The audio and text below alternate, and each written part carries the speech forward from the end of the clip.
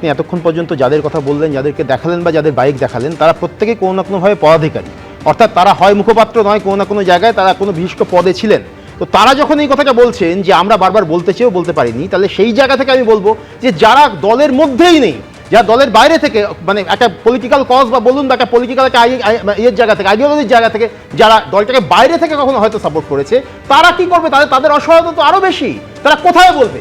Sir যেমন বললেন যে তারা বলতে পারেননি, সত্যি সত্যি তো বলা সকলের পক্ষে সম্ভব হয়নি। মানে যারা ভেতরে তারাই যদি বলতে না পারে, তাহলে যারা দলের মধ্যেই কেউ নয়, দলের বাইরে থেকে হয়তো সমর্থক, তারা কি করবে? আসলে সমস্যাটা হচ্ছে এইখানে যে হার্ডকোর আইডিওলজি আর হচ্ছে একটা সংগঠন, অর্থাৎ রেজিমেন্টেড সংগঠন, এটা যদি না থাকে তাহলে তো পার্টি গড়ে তোলা যায় না। এই যে 15 বছরে সবচেয়ে বড় ব্যর্থতা যদি কিছু হয়, তাহলে সেটা হচ্ছে যে কোনো একটা হার্ডকোর আইডিওলজি তৈরি করতে না পারা এবং পার্টি সংগঠনটাকে একটা রেজিমেন্টেশনের মধ্যে দিয়ে না নিয়ে আসতে পারা। তার ফলে যেটা হয়েছে, বিভিন্ন জায়গায় অ্যাডহক ভিত্তিতে কোনো কোনো জায়গায় যখন যখন যে ইস্যুটা দরকার হয়েছে সেরকমভাবে নিয়ে আসা হয়েছে সেই সমস্ত ইস্যুগুলোকে সামনে, আর যেখানে যেখানে যে মানুষটাকে দিয়ে যে কাজটা করানোর কাছে তাকে দিয়ে হয়তো সেই কাজটা করিয়ে নেওয়া হয়েছে। এই জিনিসটা করার ফলে যেটা হয়েছে, কোনো স্ট্রাকচারটা গড়ে ওঠেনি।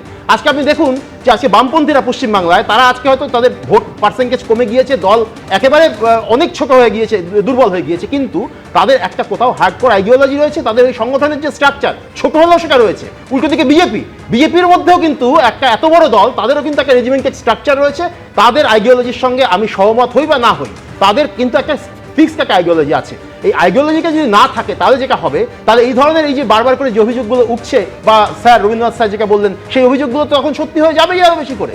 তার জন্যেই এই যেটা দরকার ছিল, সেটা অনেক বেশি করে দরকার ছিল, সেটা হচ্ছে যে একটা ফিক্সড কোনো একটা আইডিওলজির জায়গায় নিয়ে আসা। সেটা শুধুমাত্র তৃণমূলের একের পর এক নেতা একেবারে দলের অন্দরের বিষয়, দলের শীর্ষ নেতৃত্বকে আক্রমণ করছেন, নিশানা করছেন। অন্যদিকে এবার তৃণমূলে আবার সাংসদ বনাম সাংসদ, এক সাংসদ তার বিরুদ্ধে লোকসভা অধ্যক্ষের কাছে চিঠি লিখে নালিশ অন্য সাংসদের, কল্যাণ বন্দ্যোপাধ্যায় এবং কাকলি ঘোষ দস্তিদার। কল্যাণ বন্দ্যোপাধ্যায় আবার পাল্টা আক্রমণ করেছেন Kakoli Ghosh দস্তিদারকেও।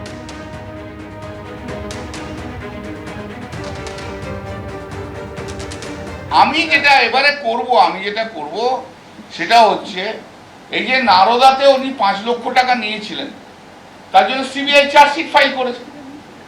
CBI chargesheet file করে এখন স্যাংশন চেয়েছিলেন ওনার এগেনস্টে স্পিকারের কাছে, স্পিকার দেননি। আমি একটু চিঠি লিখবো স্পিকারকে যে ইমিডিয়েটলি ওনার বিরুদ্ধে স্যাংশন ফর প্রসিকিউশন করো। আপনি কেন করছেন না ওনার বিরুদ্ধে? যে ডিসঅনেস্ট 5 লাখ টাকা নিয়েছে, ক্যামেরায় ধরা পড়েছে, সিবিআই ইনভেস্টিগেশন করেছে, সিবিআই চার্জশিট দিয়েছে, যেখানে পশ্চিমবাংলার অনেক মন্ত্রীরা একসময় অ্যারেস্ট হয়েছে, তাহলে উনি কেন প্রিভিলেজ ক্লাসে পড়বেন? আপনি কেন স্যাংশন দিচ্ছেন? একই কেসে দুরকম তো হয় না। যেখানে গভর্নর ওখানে স্যাংশন দিয়েছে, এখানে স্পিকার কেন স্যাংশন দেবে না? সেটাও আমাকে ভাবতে, আমি লিখবো ওনাকে, তারপর পরবর্তীকালে কি করতে হয় আমি দেখবো। উনি আমাকে বলে দেবেন আমি অশিক্ষিত, নারী বিদ্বেষী, উনি যা ইচ্ছা বলতে পারেন। কাঁচের ঘরে থেকে না ঢিল ছোড়া যায় না। এবিপি আনন্দ, এগিয়ে থাকে, এগিয়ে রাখে।